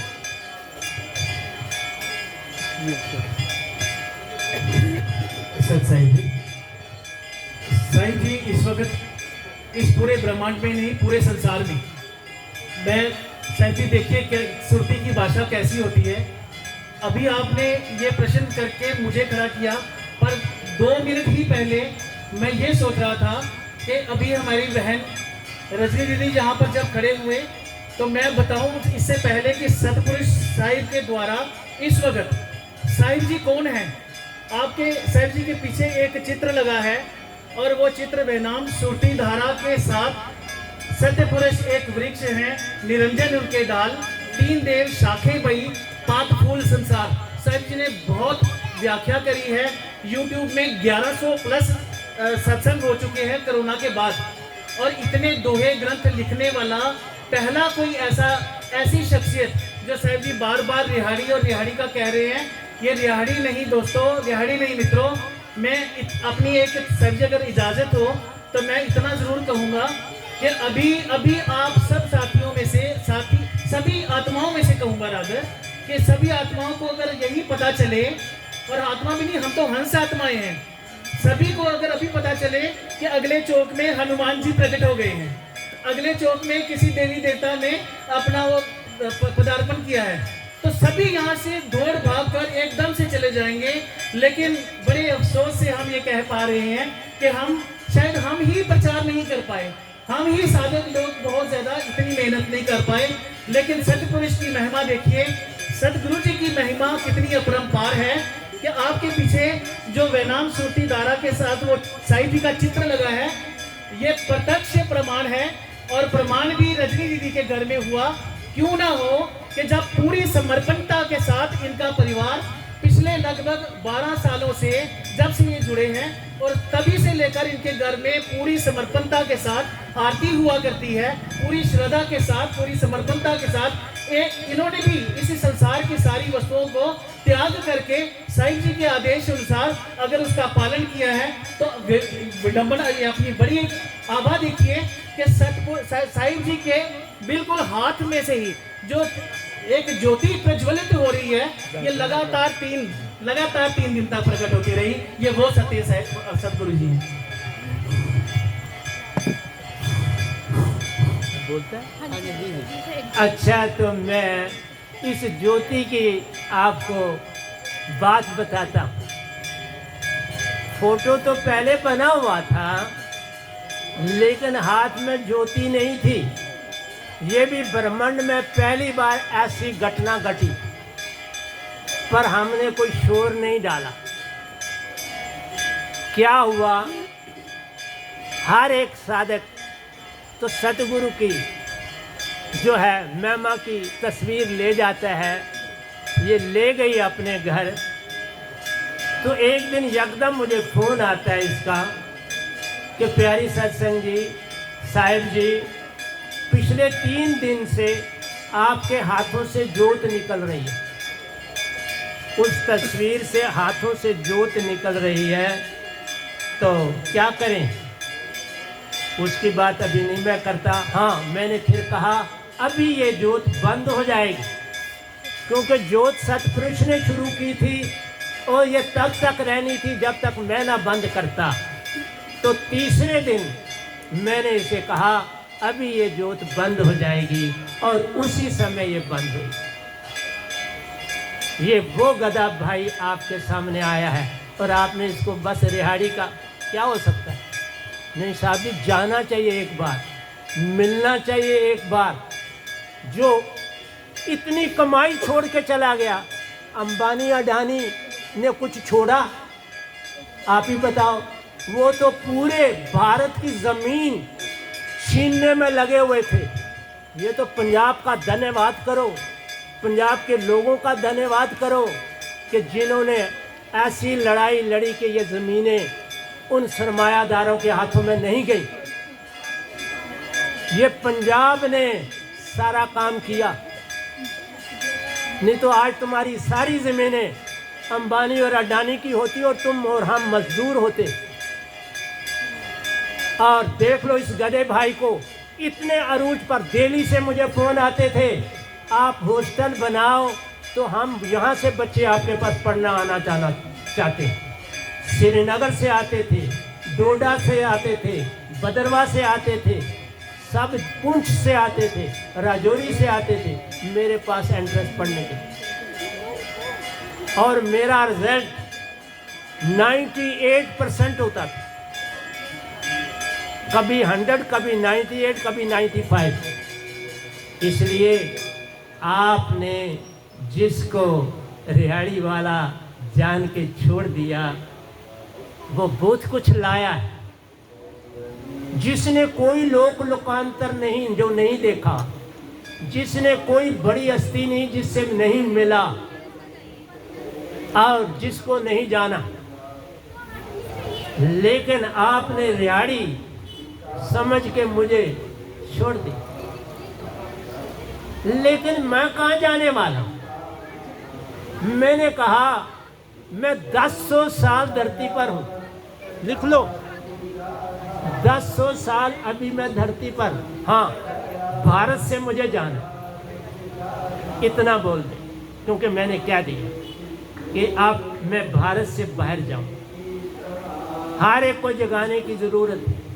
तुम किताबों में फंस गए हो, तुम ऐसे स्थानों में फंस गए, टीके लगाने में फंस गए। ये छोड़ो, अंदर टीका लगाओ, तुम्हारी आत्मा को टीका लगे, ये शरीर। एक बात और मैं आपको बताऊं, मुझे कोई खड़ा होके ये बताओ आप ये क्यों कहते हो फलाना मर गया, वो मुझे उत्तर दो, फिर मैं जवाब दूं। आज देर भी लग सकती है, मैं थोड़ी देर भी लगा सकती हूं। मुझे वो कोई उत्तर दो जो मेरा साधक नहीं कि बाबा मरना क्यों कहते, फलाना मर गया। ये तो गाली है, ये गाली के अतिरिक्त कुछ नहीं। कैसे बोल देते हो मर गया? कौन मर गया?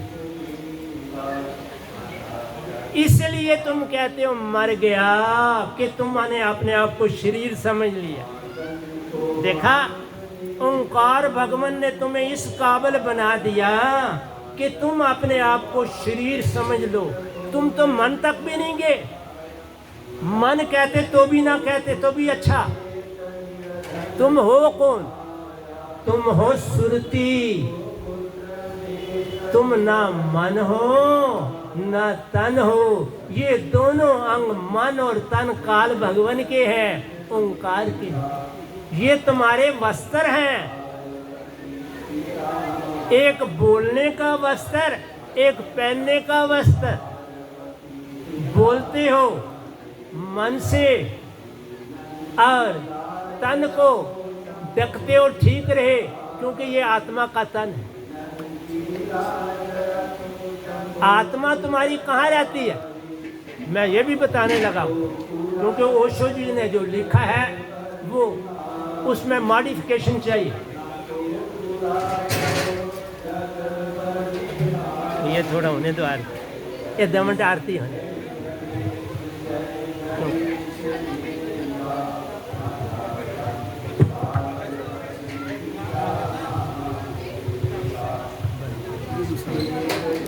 बंद।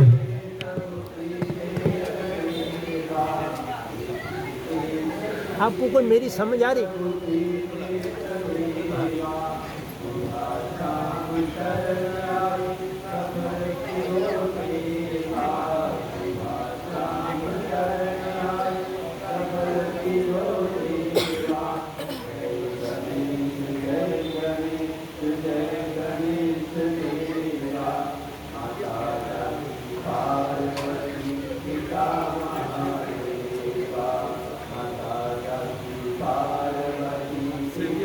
अवस्थाएं अब बुरी नहीं लगती ना, आप ही के समझाए हुए कभी किसी को बुरा नहीं कहते, तो ये भी अपनी अवस्था का अपना कर्म किए जाते हैं।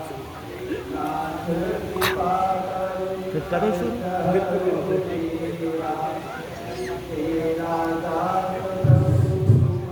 ये बोल रहे हैं। हेलो। अच्छा, एक बात वहां से सुनी, वो भी आपसे कर ले। आरती चल रही है।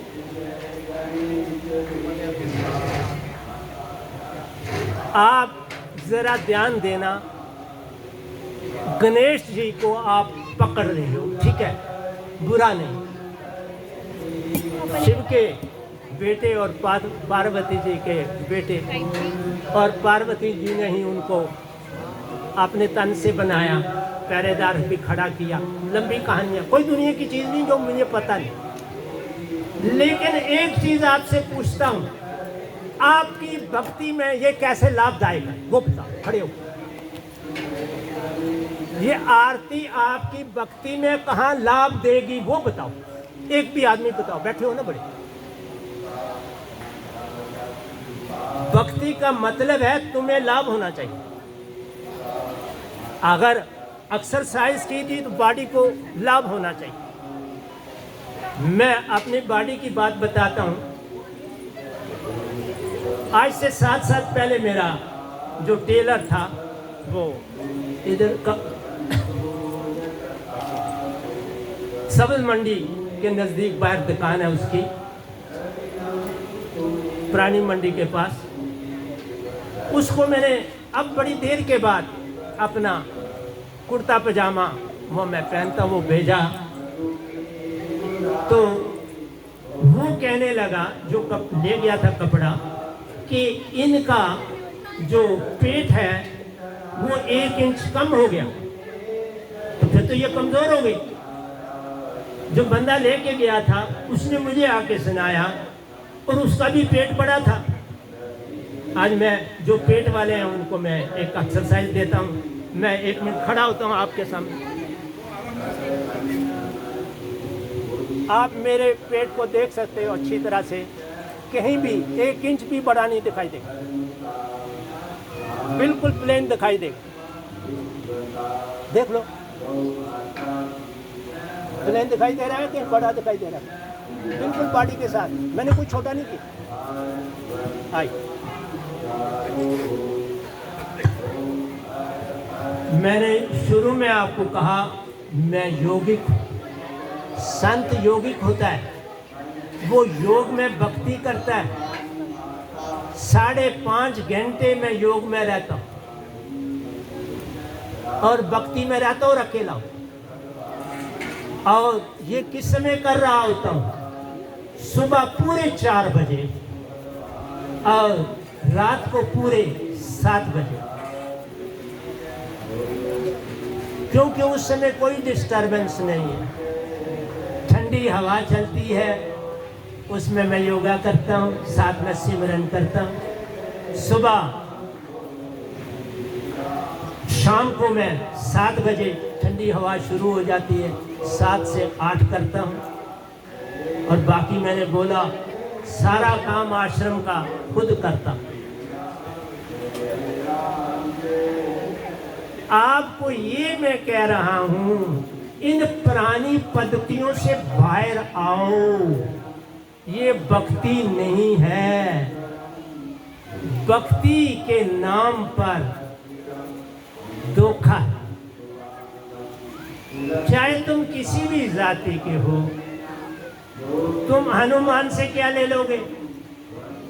मैं इवन कहूँ, मैंने किसी लड़के ने मेरे आश्रम में आकर, क्योंकि वहाँ पर अल्ट्रासाउंड का क्लिनिक भी है और गायनी का भी है काम, उसकी भी घटना आपको एक छोटी सी सुना दूं। पहले मैं एक दिन इन्हीं बच्चों का इंतज़ार कर रहा था, बाहर ऐसे मैं आता नहीं हूँ, अपने आश्रम में रहता हूँ। तो ये बच्चे आए, इनको कोई नोट कोई देने थे, मैंने नोट दिए, इनको अलविदा किया। तो मैं अंदर आ रहा था तो एक मियाँ बीवी मेरे पास आकर खड़े हो गए। उन्होंने इस समय मैंने फिर बाल जो है वो इकट्ठे किए हुए हैं, नहीं तो ये बड़े लंबे हैं। तो उन्होंने मुझे बालों वाला देखा तो मेरे पास रुक गए। मैंने कहा क्या बात है, आप मेरे पास क्यों रुके? आप तो मुझे जानते नहीं। उन्होंने कहा जानते नहीं, लेकिन हम जानना चाहते। यही वस्त्र, ऐसे ही वस्त्र पहनता हूँ मैं वाइट ही ड्रेस पहनता हूँ और कुछ नहीं। चाहे सोते समय चाहे काम करते समय मैं सफ़ेद ड्रेस में रहता हूँ। मैं और कोई ड्रेस नहीं पहनता। और कभी महिमा बताऊंगा सफ़ेद ड्रेस की महिमा। वो मेरे पास खड़े हो गए तो मैंने कहा मुझसे चाहते क्या? उसने कहा देखो साहब जी, अल्ट्रासाउंड हमने कराया। उस लेडी का पति कहने लगा अल्ट्रासाउंड हमने कराया, अल्ट्रासाउंड में इसे कुछ नहीं दिखाई दिया डॉक्टर साहब को।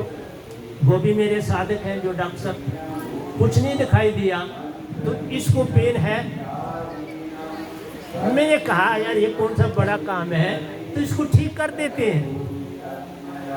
मैंने उसके सर पर हाथ रखा और सिर्फ कहा 2 मिनट मेरी निगाह को देख। 2 मिनट मैंने कोई शब्द नहीं दिया, 2 मिनट कहा देख। देखने के बाद कहा आंखें बंद कर 2 मिनट। अब मैंने कहा पेट को देख। उसने कहा साहब कोई पेन नहीं, सारा पेन मेरा गुम हो गया। मैंने उसे अपना फ़ोन नंबर दिया उसके हस्बैंड को कि कल शाम को मुझे फ़ोन करना, अब इसकी क्या दशा है। उसका दूसरे दिन मुझे फ़ोन आया, अभी भी मेरे मोबाइल पर होगा उसका फ़ोन नंबर। दूसरे दिन आया, साहब जी मैं बिल्कुल ठीक हूँ, कोई मुझे प्रॉब्लम नहीं हुई, लेकिन एक बात कहूँ आपसे, मेरी बड़ी बहन है तो उसको भी कोई प्रॉब्लम है, तो आप क्या करेंगे। मैंने जाते समय उसे सिर्फ वो मेरा शब्द नहीं है, मैंने उसे कहा सतगुरु सतनाम का सिमरन कर, श्वासा सतगुरु सतनाम सतगुरु। मैंने कहा इसका उसको जाप करा 1 हफ्ता, फिर मुझे रिपोर्ट देना। अभी 3 दिन हुए हैं। मैं आपसे ये कहता हूँ, मैं इन कामों में पढ़ता नहीं, सिर्फ मेरी दाद से ही आप ठीक हो जाते हैं। मेरी दाद पाने से ही, ये बड़ी बीमार रहती है, अब बची हुई। मैं आपके पास हर बीमारी को भी ले सकता हूँ, और वहाँ पर जो चला रहे हैं उन्होंने यही मेरी जोत का इस्तेमाल कर रहे, उसी का लाभ ले रहे। मैंने वो कहा अंदर भी मैं ही हूँ और बाहर भी मैं ही हूँ। वहाँ अंदर आप जाते हो वहाँ पर भी मैं हूँ, क्योंकि उनकी महिमा काफ़ी फैली है दूर दूर तक, तो उसका भी कारण मैं। ये गधा भाई, मैं का मतलब गधा भाई, मेरा नाम जब भी पूछो तो मेरा नाम गधा भाई। गधे भाई पर जो मर्जी लाद दो, सामान ला दो, जो मर्जी, मैं नहीं घबराता। इनको पता है हाल की कितनी बड़ी चादरें, और मैं खुद धोता हूँ, तब से धो रहा हूँ, 12 साल से, किसी से नहीं डलवाई, खुद आज भी धोता। कई बार आश्रम वाले कहते हैं अब तो किसी, मैंने कहा नहीं, जब तक मैं आश्रम में इधर हूँ मैं ही दूँगा। इसलिए प्यारी सत्संग जी, मैं आपका ज़्यादा समय नहीं लेता। देने को तो बहुत कुछ होता है। बाबा नानक ने बोध दिया तो तुमने क्या कर ली, रविदास जी ने बोध दिया तो तुमने क्या कर ली, ओशो जी ने बोध दिया तुमने क्या कर लिया। ये गधा भाई इस समय तक मेरे कितने ग्रंथ लिखे जा चुके हैं। साहिब जी अभी इससे पहले 12 ग्रंथ तो लिखे जा चुके हैं कंप्लीट, और इस 13वां 14वां 15वां और 16वां 13वां कंप्लीट है, और 3 उसका डाटा मेरे पास। इस गधे भाई इतने सत्संग देने के बाद भी देख लो 16 ग्रंथ और अच्छे मोटे हैं। जी सर, 16 ग्रंथ लिख दिए और अभी मैं लिख रहा। इस समय में जो साथ लाया हूँ ये भी पेज आएंगे किताब। इसलिए तुम मुझे रिहाड़ी वाला जान के मुझे भूल गए। कभी मेरी कुटिया के भाई, जहाँ मेरी कुटिया, माथा टेक के कुछ मांग के देख लो। मेरे को परखना है तो यही कर लो। यहाँ मैंने हजारों बंदे ठीक करे हैं। दिन भर मेला रहता था, फिर मैंने बंद किया कि मुझे अपना काम भी करने दो। तुम भक्ति में जाना नहीं चाहते सर, भूतों को ठीक किया। एक लड़की मेंढर से आई, बिल्कुल वो साथ ही रहते हैं हमारे वहाँ, तो वो मेंढर में उसकी शादी हुई थी। तो वो, मैं उस समय झाड़ू मार रहा था, इधर भी मैं अपना काम खुद करता था, मैं झाड़ू मार रहा था। तो वो कहने लगे, मतलब मुझे जानते पहचानते, गली में इकट्ठी, तो वो कहने लगे साहब जी इसको बड़ी तकलीफ है, इसकी टांगे दोनों जुड़ गई, नई नई शादी हुई और टांगे दोनों जुड़ गई हैं, तो आपके पास लाए। तो मैंने कहा झाड़ू मारने दो तो देखता हूँ। वो कहने लगे नहीं साहब जी पहले इसको देखो तो फिर झाड़ू, आप जरा देखो जल्दी। और आपको सच बता रहा हूँ, पूछ लेना, वो ये बिल्कुल जो प्रोफेसर जी हैं उनके सामने पार ही उनका मकान है। तो वो अब तो उनके फादर साहब जो हैं वो तो चले गए हैं दुनिया से, बाकी परिवार है। तो मेरा कहना था 2 मिनट जितनी देर आपसे बात करता हूँ वो उठ के चली भी गई, बिल्कुल चल कर गई घर। तो ये कोई मैं नहीं करता, मेरे अंदर का शब्द काम करता है। मैं अंदर से सिमरन करता हूँ और तो कुछ नहीं करता। हाथ रखता हूँ सर के ऊपर और सिमरन करता हूँ एक बार, तो अगला ठीक हो जाए। तब इस समय मेरा क्या लेना देना है? काम तो शब्द करता है, लेकिन अगले सत्संग में बताऊंगा शब्द को लेना ही नहीं संसार में किसी को आता। मुख से नहीं बोला जाता, सुरती से बोला जाता है। हर समय एक चीज और बताता हूँ आपको, ये ईदा है और ये पिंगला है, ये हर समय जिसकी सम रहे वही संत है। देखो उदाहरण देता हूँ, दोनों चल रही हैं एक साथ, उसको संत कहते हैं। जो ये नहीं कर सकता वो कोई संत नहीं, कुछ नहीं पास है। ये सम है। देख लो तुम बैठे हो, एक की भी नहीं हो। जो खड़े हैं वो भी चेक कर लो, जो बैठे हैं वो भी चेक कर लो। मेरे साधकों के बिना एक की भी दोनों नहीं चल रही हूँ। और मैं हर सत्संग में पहला उदाहरण यही देता हूँ कि देख लो दोनों सम है। कभी बैड कोड नहीं लगेगा, कभी जुकाम नहीं लगेगा आपको। और यही सब बीमारियों की जड़ है। कोरोना भी इसी से लगा, नाक के कारण। मैं कोरोना के पेशेंट के साथ रहकर बिना उसको भी दवाई खिलाए खुद के कराए, जबकि मेरे सामने उनकी रिपोर्ट आई कि इनको पॉजिटिव कोरोना हो गया। और मैं वहीं रहा, वहीं खाया, वहीं खिलाया, वो भी ठीक। और मैं आपके सामने खड़ा हूँ, बैठा हूँ। मैंने इन्हें कहा था मुझे कोरोना में भी छोड़ दोगे, मुझे कुछ नहीं हो सकता। तो आज अपने समय पर मैंने क्लोज कर दिया 7:30 बजे। लेकिन इतना कहूँगा, मेरे सत्संग YouTube से सुनो। ये कल YouTube में भी आ जाएगा मेरा सत्संग, जो बोला है जब 1.5 घंटा आपके पास या 1.25 घंटा, 1 घंटा 20 मिनट। लेकिन सुनो, धर्म के पास मत जाओ, अपने आप को तारना आपने। मैंने कहा मैं आत्मा के कंधे पर ओशो जी को लेके गया निजधाम।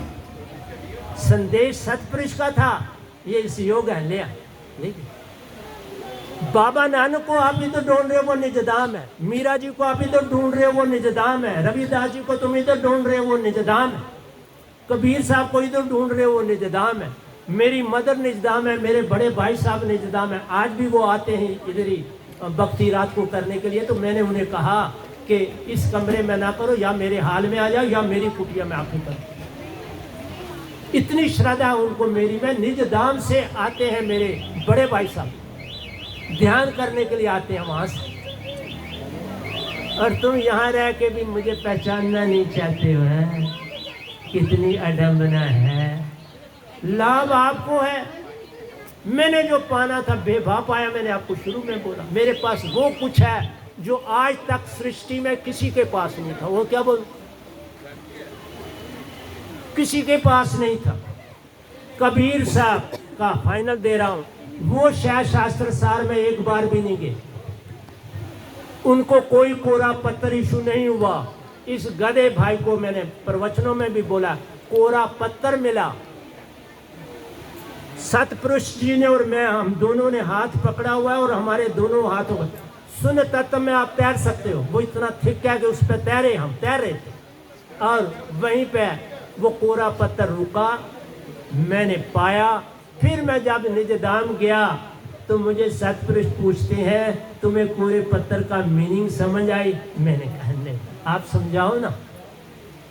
उन्होंने कहा कोरे पत्थर का मतलब है अब तुमने कभी गर्म में नहीं आना। तभी मैंने शुरू में बोला मैं गर्म में नहीं आ सकता।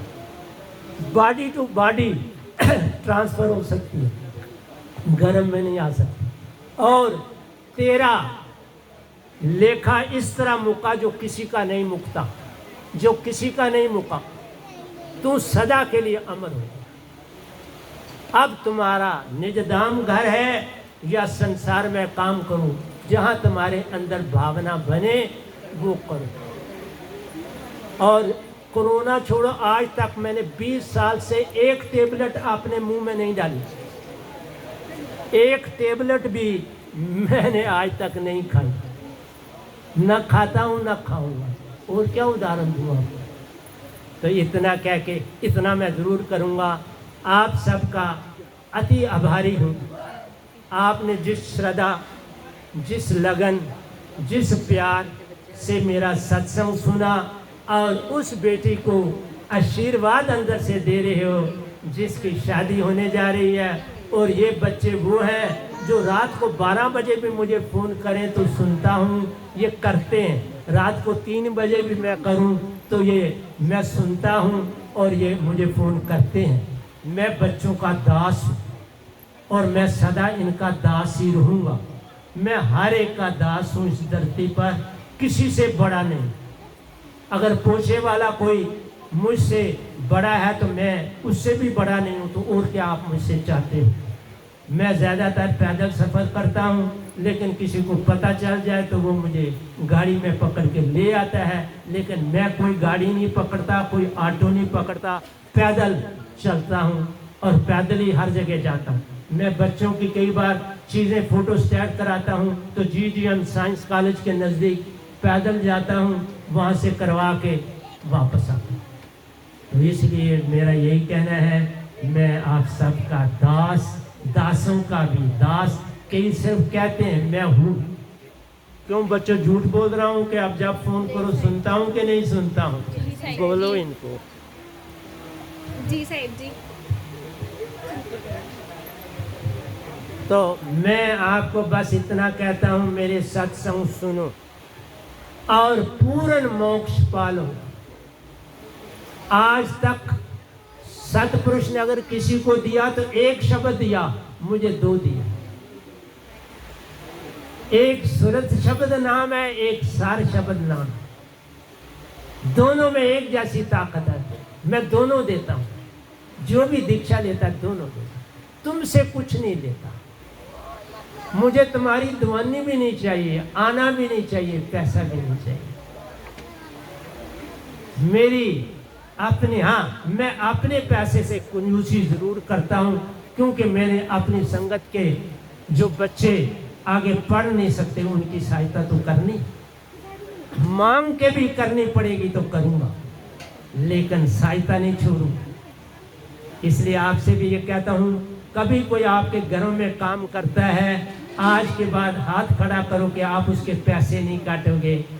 ये जो मेरे को नहीं जानते वो हाथ खड़ा कर, आपको पक्का खड़ा करने है, ऊंचा हाथ करके दिखाना है, बस नीचे करना, ये नहीं करना। ये बड़ा अवगुण, इससे बड़ी गाली कोई और नहीं है। चाहे 15, हाँ बीमार नहीं है तो मैं नहीं कहता फिर काट। अगर जो उसने कहा तुम इंक्वायरी कर, लेकिन एक बार अगर उस पर विश्वास करोगे फिर वो झूठ नहीं बोलेगा। पर आपसे यही मेरी विनती है, ऐसा ना करना। किसी की मदद कर सको तो करना। आप मदद करोगे तो तुम्हारे बच्चे ही पांव पे खड़े हो जाएंगे, अपने पांव पे खड़े हो जाएंगे। अब ये जो संगत में आए, अब इनके बच्चे मैंने संभाले, तो मैंने तो संगत के पहले संभाले ना। जो मेरा परिवार बना उनके बच्चे संभाले। परिवार को संभालना हमारा धर्म है। हाँ, संसार वाला भी कोई मांगे तो मैं ना नहीं करता। अगर कोई मुझसे नोट मांगेगा, मैं एंट्रेंस के बेस्ट नोट बनाता हूँ, आज भी बोलता हूँ, जिसका परलर नहीं। और आप कहोगे आप कैसे बनाते हो? क्योंकि मेरे पास सतपुरुष की ताकत है, उनकी ताकत का इस्तेमाल करता हूँ तो सबसे अच्छे बन जाते, क्योंकि वो सबसे पुराने, सबसे प्यारे हमारे पिता हैं। उनकी कोई पत्नी नहीं, वो खुद ही आप ही सब कुछ है, इसलिए वो सतपुरुष। हम पत्नी वो अंग, सतपुरुष हमारा एक है, हम पत्नी वो अंग। जो हम उनके साधक बनते हैं, हम उनकी पत्नियां ही तो हैं, और क्या। ये पति और पत्नी का संबंध होता है। हाँ, अभी भी किसी ने कोई प्रश्न पूछना हो वो खड़ा हो सकता है, मैं प्रश्न का उत्तर देना चाहता हूँ।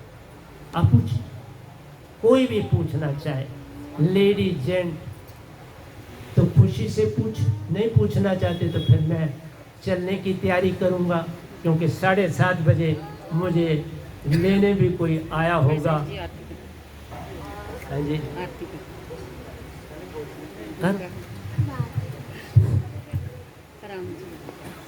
जय राम जय राम जय राम जी, जय राम जय। एक चीज बता दूं, आप बोलेंगे ये राम कौन है, कहीं भूल ना जाना, हम दशरथ के बेटे राम की बात नहीं कर रहे, इसलिए मैं आरती नहीं कर रहा साहब जी, आरती नहीं करूँगा, क्योंकि कोई भी चीज समझाए बिना मैं आरती तब करूंगा जब सतपुरुष को बोलते हैं निरालंब राम, इसलिए उनकी आरती हम गाते हैं। हम राम जी की नहीं गाते, राम कृष्ण जी की नहीं गाते, वो योगेश्वर हैं, तुम्हें इतना भी पता होना चाहिए। राम जी के मैं बता देता हूं इनके, वेद व्यास जी, सुखदेव जी, दायत्रे जी, राजा जनक जी, गोरखनाथ जी, दायत्रे जी, और ये गधा भाई भी पहले महायोगेश्वर बना। 7 संसार में महायोगेश्वर है, जिसमें राम भी शामिल है और कृष्ण भी शामिल है, दायत्रे जी भी शामिल हैं, गोरखनाथ जी भी शामिल हैं, वेद व्यास जी भी शामिल हैं, सुखदेव उनके बेटे भी शामिल हैं, दायत्रे जी भी शामिल हैं, प्यारी सत्संग जी ये गधा भाई भी 8वां शामिल है। मैं पहले योगेश्वर, स्थिति वाइज जाना पड़ता है, पहले योगेश्वर बना, फिर महायोगेश्वर बना, फिर मैं पूर्ण संत बना। इसलिए हमारी आरती सतपुरुष की है, निरालंब राम उनको बोलते हैं, इनको राम बोलते हैं, उनको निरालंब राम बोलते हैं, इसलिए वो आरती निरालंब राम की है। और अगली बार जब मैं आप बुलाओगे ऐसे बुला लेना, कोई ज़रूरी थोड़ा है कोई शादी करनी है, आप इधर संदेशा देना, रजनी को संदेशा दो, भाई इधर सत्संग करो, हम आज हम कहेंगे, फिर शामियाना भी हम अपने पास से लगवाएंगे, अभी तो शादी वालों ने लगवाया, तब हम लगवा देंगे और आपको सत्संग देंगे। तो ये सतपुरुष को जी को ही निरालंब राम कहते हैं और किसी और के नहीं। हम भक्ति ही सारी निज दान सतपुरुष की करते। मैं आपको कहा था मैं कौन, मैं सतपुरुष का तद रूप हूँ, हर समय वो मुझ में रहते हैं, उसको बोलते हैं सतगुरु। 8 पैर आराधिए ना लइए नरक ना जाइए, 8 पैर वो मेरे अंदर रहते हैं, सुबह शाम रात दिन सब समय उनका वास मुझ में रहता है, मैं ही उनका तद्रूप हूँ। जो संदेश देता है वही उनका तद्रूप है, वो संदेश नहीं दे सकते, वो मेरे सिवा किसी और के साथ बात नहीं कर सकते। देखा गूंगे गुड़ खा के किस मुख के इस बात, वो बात है सतपुरुष की, ये देता है आवाज। सतपुरुष सदा सतगुरु को आगे देखते,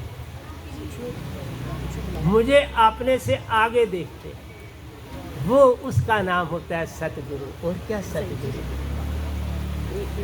आत्मा की जो पहले बात कर रहे थे तो के हिसाब से वो दीक्षा लेना चाहिए, वो अच्छा, किसी ने दीक्षा लेनी है तो 2 मिनट में वो आ सकता है, किसी ने संदेशा भेजा है मैं अभी दे देता हूँ।